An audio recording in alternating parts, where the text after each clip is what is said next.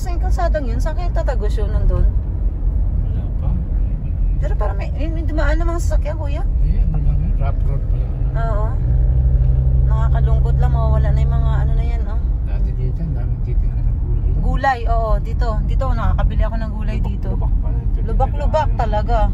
Ay ngayon, ayan na yung munisipyo ng Makati. Ayun ang bagong munisipyo ng Makati, oh. Joke lang. Munisipyo po yan ng Imus, oh, di ba? Tutyale ng Imus. Bongga. Kayo na, ang mayaman. O, di ba? Laki. Parang munisipyo lang ng Makati. Tapos katabi nila yan, oh. Yan, dati yan lang yung grandstand, o, di ba? May grandstand sila. Tapos yung, eto, dito yung kalsada na to, ang lingkit-lingkit lang yan dito. Pwede ka pa nga mahulog eh, kapag kaya hindi ka magaling na driver dito eh. O ngayon, ang laki na, no? Meron ng McDo, may Petron, may Shell, may hospital na. Ang bilis ng pag-unlad ng Imus. Aha.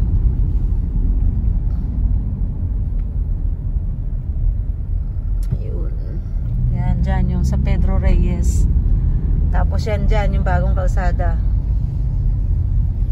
Yan, shortcut na rin yan sa Malagasang. Yan. Nag-bike na rin kami dyan.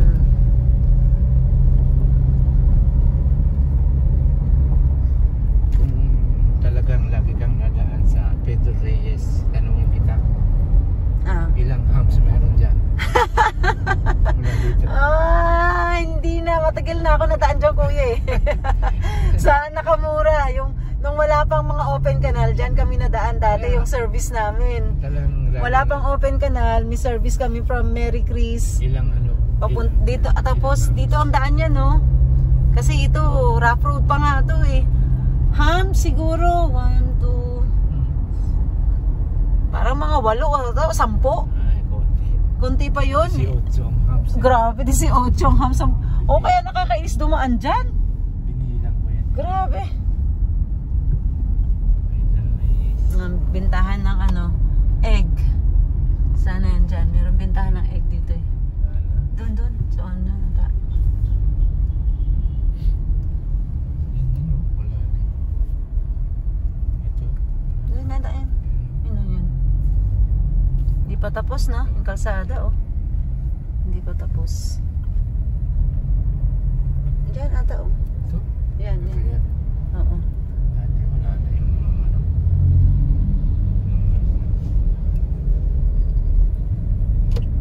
Yan. Galing. Tapos na yung mga estatwa pala dun oh. Yun oh, nasa dulo. Yan.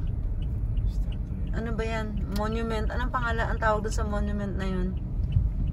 Yun oh, nasa center. Sa may pangalan yan, round table. Bantayog ng Kagitingan? Hindi nga kuya. Niloloko naman ako kuya eh. So, itong nasa harapan natin, ito yung dambana ng Watawat ng Pilipinas. Yan, yung malaking yung flag na yan. Pangalawa yan, kasunod yan dun sa Luneta.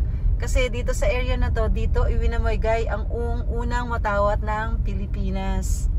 Ibig sabihin, dito nakatira si Teodora... Teodora Agoncillo. Dito siya nakatira. Kasi sa bahay niya yun eh, di ba? Tama ba? Ayun o, yun siya o, yung babae. Yan o, yung estatwa na yun. Ewan. Yan o, si Teodora. Yung gumawa ng Philippine flag. Iwinagaway. Ay! Ano kuya? Kuya, ikaw na magsabi, ano? Ay, buti pa siya. Ayan. Ay, ayan siya, oh.